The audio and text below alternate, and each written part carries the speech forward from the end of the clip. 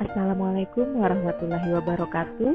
Perkenalkan, nama saya Jalinda Rustari, peserta pelatihan dasar CPNS Pemerintah Provinsi Kalimantan Selatan tahun 2022, kelompok 1 angkatan 5. Baiklah, di sini saya akan mencoba memaparkan mind mapping tentang sikap perilaku bela negara untuk memenuhi tugas individu pada agenda 1 tentang sikap perilaku bela negara. Pada pembahasan sikap perilaku bela negara ini, terdapat 3 modul yang terdiri dari modul 1, wawasan kebangsaan dan nilai-nilai bela negara, modul 2, analisis isu kontemporer, dan modul 3 tentang kesiapsiagaan bela negara. Sekarang kita akan membahas modul 1 tentang wawasan kebangsaan dan nilai-nilai bela negara.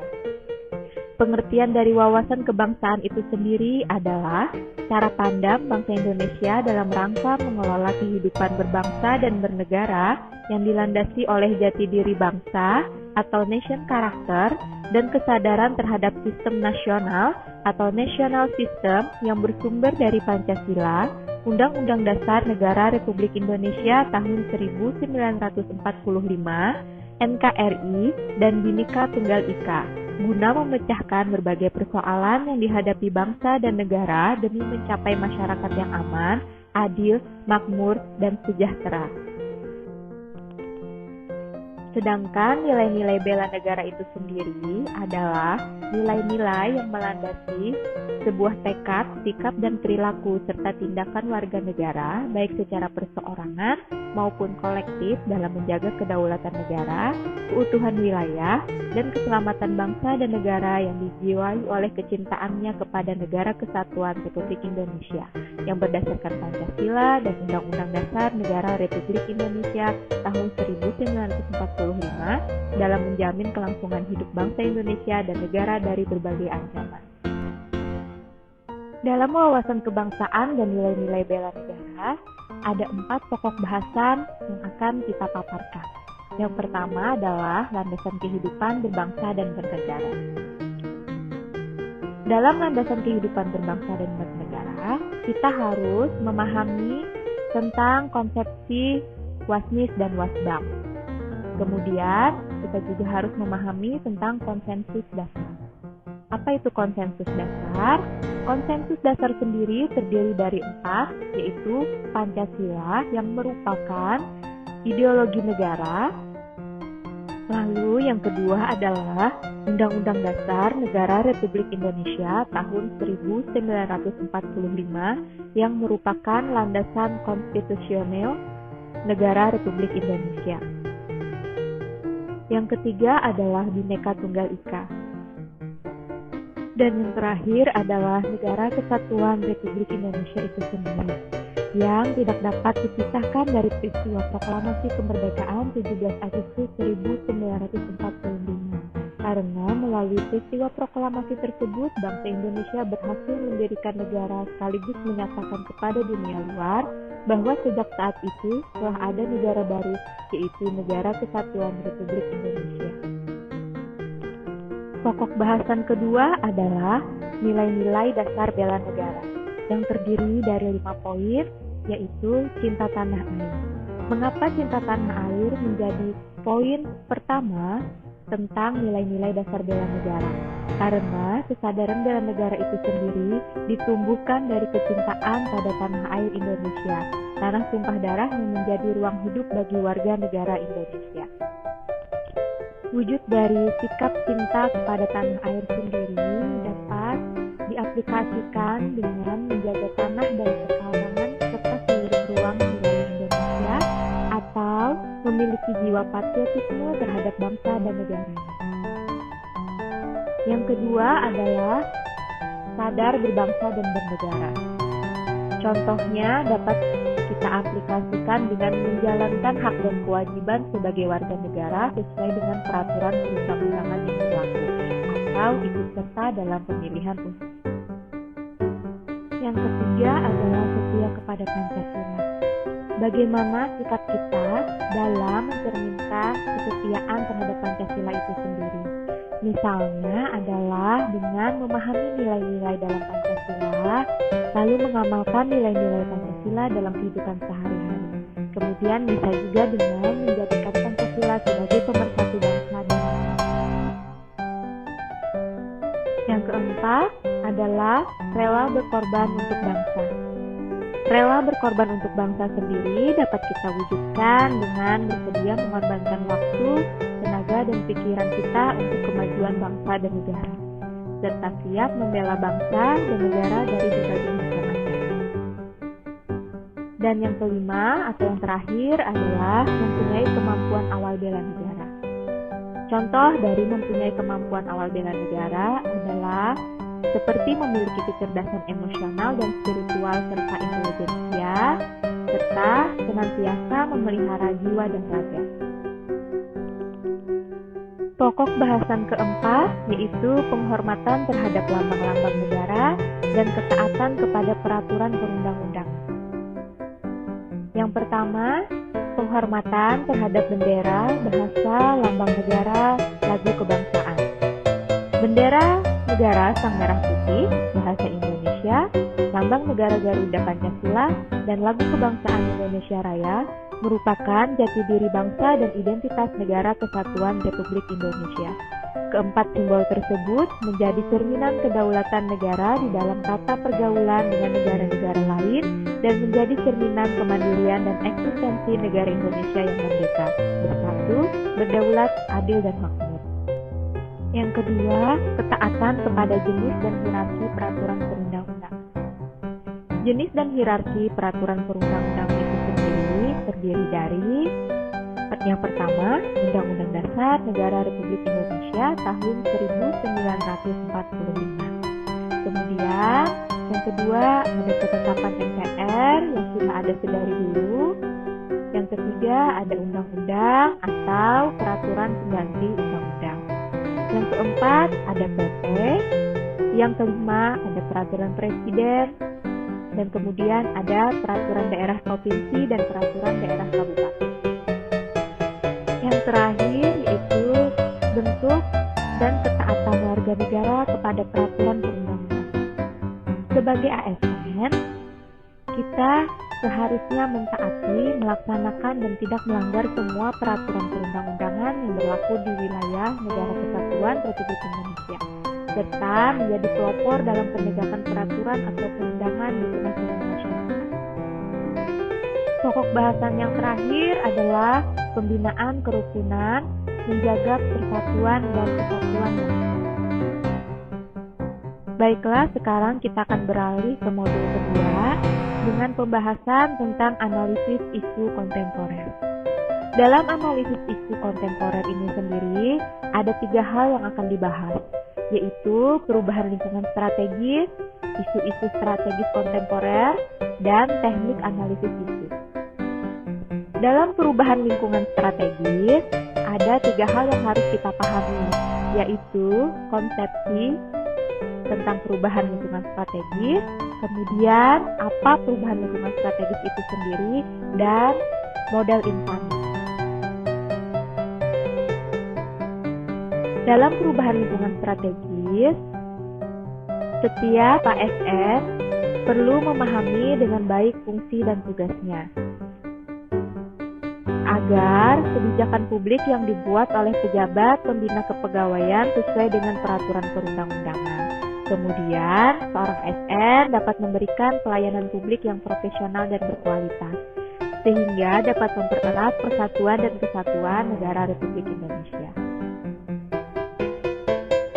Dalam perubahan lingkungan strategis, ada 5 hal yang harus diterapkan oleh seorang ASN, yaitu mengambil tanggung jawab, menunjukkan sikap mental positif, mengutamakan keprimaan, menunjukkan kompetensi, dan memegang teguh kode etik. Ditinjau dari pandangan juri Robert Brenner, ada 4 level lingkungan strategis yang dapat mempengaruhi kesiapan PNS dalam melakukan pekerjaannya sesuai bidang tugas masing-masing, yaitu individu, keluarga atau family, masyarakat pada level lokal dan regional atau community, culture, nasional atau society, dan dunia atau global. Untuk modal insani sendiri, dalam modal insani untuk menghadapi perubahan lingkungan strategis, ada 6 hal yang harus dimiliki oleh seorang ASN. Yang pertama adalah modal intelektual.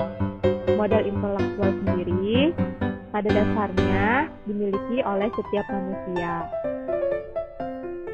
Dengan sifat dasar, curiosity, proaktif, inovatif, yang dapat dikembangkan untuk mengelola setiap perubahan lingkungan strategis dengan sifat berubah. Yang kedua yaitu modal emosional. Modal emosional sendiri merupakan gambaran kemampuan manusia untuk mengenal dan mengelola emosi diri sendiri serta memahami emosi orang lain agar dia dapat mengambil tindakan yang sesuai dalam berinteraksi dengan orang. Kemudian yang ketiga ada modal sosial. Yang keempat ada modal ketabahan atau adversity. Yang kelima ada modal etika atau moral. Dan yang keenam ada modal kesehatan atau kekuatan fisik atau jasmani. Pokok bahasan kedua yaitu tentang isu-isu strategis kontemporer. Ada beberapa isu strategis kontemporer yang belakangan terjadi di negara Indonesia. Contohnya adalah kasus-kasus korupsi, kasus-kasus narkoba, kasus terorisme atau radikalisme, kemudian ada money laundering, dan ada proxy war, lalu kejahatan mass communication, dan kasus yang paling hangat akhir-akhir ini adalah pandemi COVID-19. Pokok bahasan ketiga adalah teknik analisis isu untuk mengatasi isu-isu kontemporer yang sedang beredar. Yang pertama ada teknik APKL.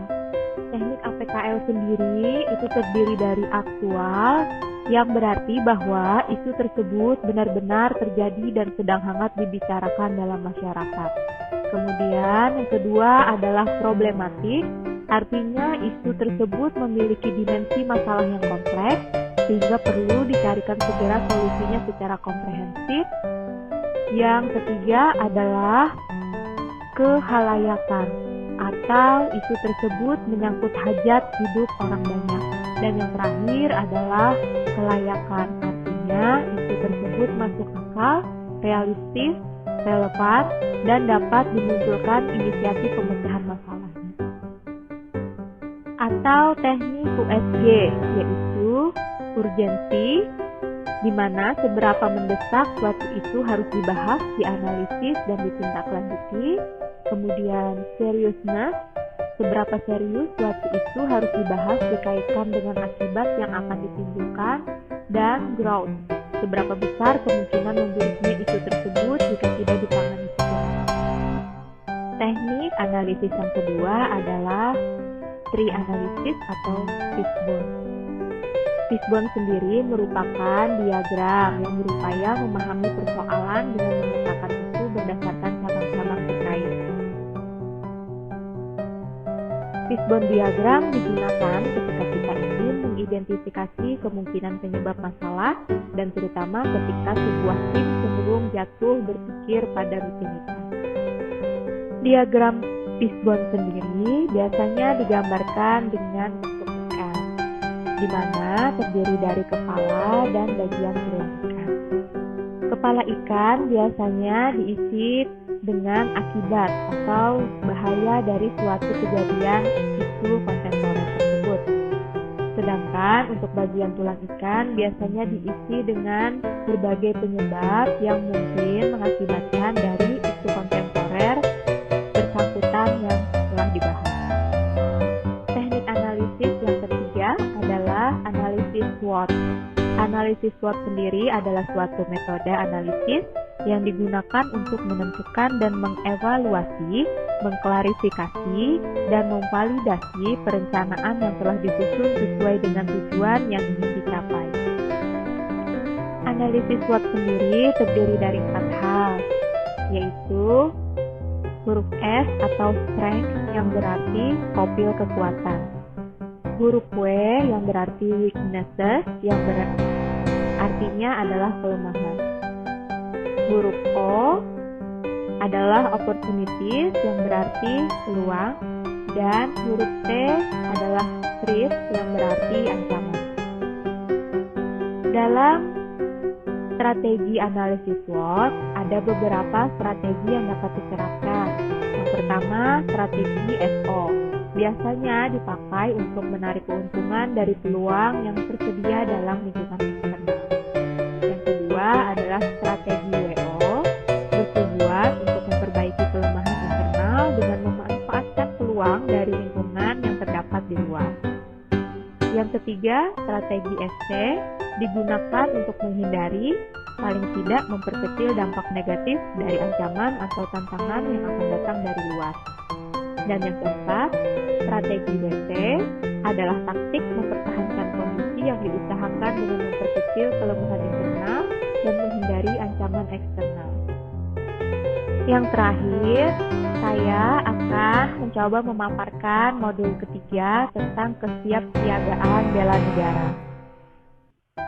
Kesiapsiagaan bela negara adalah suatu keadaan siap siaga yang dimiliki oleh seseorang, baik secara fisik, mental, maupun sosial dalam menghadapi situasi kerja yang beragam, yang dilakukan berdasarkan kebulatan sikap dan tekad, secara ikhlas dan sadar, disertai kerelaan berkorban sepenuh jiwa raga, yang dilandasi oleh kecintaan terhadap Negara Kesatuan Republik Indonesia. Berdasarkan Pancasila, Undang-Undang Negara Republik Indonesia tahun 1945, untuk menjaga, merawat, dan menjamin kelangsungan hidup berbangsa dan bernegara. Kesiapsiagaan bela negara sendiri terdiri atas 4 hal. Yang pertama adalah kerangka. Dalam kerangka yang perlu kita pahami dan kita pelajari adalah konsepsi dari kesiapsiagaan bela negara itu sendiri. Kemudian kerangka yang dipersiapkan adalah dalam pelatihan dasar. Kemudian manfaat dari kesiapsiagaan bela negara dan keterkaitan antara modul 1, 2, dan 3, yaitu keterkaitan antara wawasan kebangsaan dan nilai-nilai bela negara, analisis isu kontemporer, dan kesiapsiagaan bela negara itu sendiri.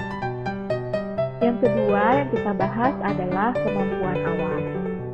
Kemampuan awal ini terdiri dari kesehatan jasmani dan mental. Kesehatan jasmani dan mental itu sendiri adalah kemampuan tubuh untuk menyesuaikan fungsi alat-alat tubuhnya dalam batas fisiologi terhadap keadaan lingkungan dan kerja fisik yang cukup efisien tanpa lelah secara berlebihan. Apa saja yang perlu kita lakukan pada kesehatan jasmani? Salah satunya adalah dengan pola hidup sehat. Pola hidup sehat itu sendiri dapat dilakukan dengan 5 cara, yaitu memakan makanan sehat, melakukan aktivitas sehat seperti olahraga yang teratur dan terukur, kemudian berpikir sehat, kemudian tinggal di lingkungan yang sehat, dan mencukupkan waktu istirahat agar kita tetap mendapatkan fisik yang sehat. Kemudian kesehatan mental. Kesehatan mental itu sendiri adalah sistem kendali diri yang bagus sebagai wujud dari kinerja sistem limbik cenderung ke arah emosi dan sistem korteks prefrontalis cenderung ke arah rasional yang tepat. Untuk mewujudkan mental yang sehat, kita dapat melakukan manajemen stres. Manajemen stres sendiri adalah kemampuan seseorang untuk menyesuaikan diri terhadap perubahan yang terjadi pada dirinya maupun terhadap lingkungannya atau respon tidak spesifik dari tubuh atas berbagai hal yang dikenai padanya. Dalam manajemen stres, kita harus bisa mengelola stres. Prinsip mengelola stres itu sendiri terdiri dari 3 hal, yaitu anticipation atau mengantisipasi dan menyiapkan respon positif terhadap pemicu stres, kemudian identification atau mengenal sumber utama stres dalam kehidupan sehari-hari, dan developing atau mengembangkan mekanisme stress coping. Kemudian Kemudian untuk mendapatkan mental yang sehat, kita dapat melakukan emosi positif. Emosi positif sendiri terdiri dari manifestasi spiritualitas, lalu melakukan syukur, sabar, dan ikhlas, dan melakukan komponen emosi yang positif. Lalu yang ketiga yang dapat kita lakukan untuk mendapatkan mental yang sehat adalah mampu memaknai hidup.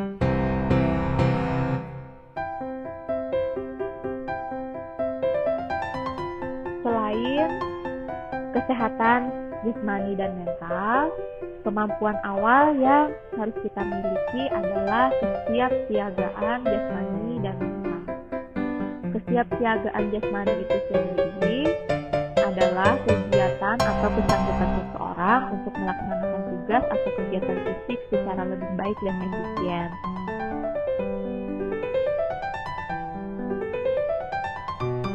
Untuk mewujudkan kesiapsiagaan jasmani sendiri dapat dilakukan dengan latihan dan pengukuran kesiapsiagaan jasmani. Untuk latihannya bisa dengan lari 12 menit, kemudian pull up 10 kali untuk pria dan spinning 20 kali untuk perempuan, sit up 35 kali per menit untuk pria dan 30 kali per menit untuk perempuan. Kemudian bisa juga dengan push up 35 kali per menit untuk pria dan 30 kali per menit untuk perempuan. Dan banyak hal-hal lainnya lagi yang bersifat olahraga untuk melakukan latihan dan pengukuran kesiapan jasmani.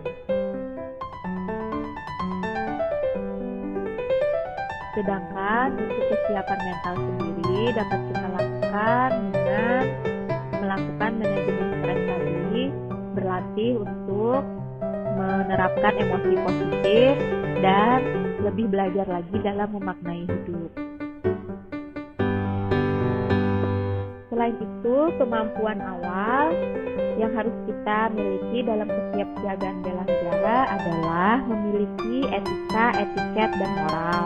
Etika itu dalam Kamus Besar Bahasa Indonesia terbitan Departemen Pendidikan dan Kebudayaan merupakan ilmu tentang apa yang baik dan apa yang buruk dan tentang hak dan kewajiban moral atau akhlak. Merupakan kumpulan asas atau nilai yang berkenaan dengan akhlak dan nilai mengenai benar dan salah yang dianut suatu golongan atau masyarakat. Sedangkan etiket adalah bentuk atau aturan tertulis maupun tidak tertulis mengenai aturan tata krama, sopan santun, dan tata cara pergaulan dalam berhubungan sesama manusia dengan cara yang baik, patut, dan pantas, sehingga dapat diterima dan menimbulkan komunikasi hubungan baik dan saling memahami antara satu dengan yang lain. Salah satu contoh dari bentuk etiket secara umum misalnya adalah etiket kerapihan diri dan tata cara berpakaian atau grooming. Sebagai ASN, kita harus memiliki etiket kerapihan diri dan tata cara berpakaian sesuai perundang-undangan yang telah diberlakukan untuk ASN. Sedangkan moral adalah nilai-nilai dan norma-norma yang menjadi pegangan bagi seseorang atau suatu kelompok dalam mengatur tingkah lakunya. Indikator ketiga yang harus kita pelajari dalam kesiapsiagaan bela negara yaitu rencana aksi.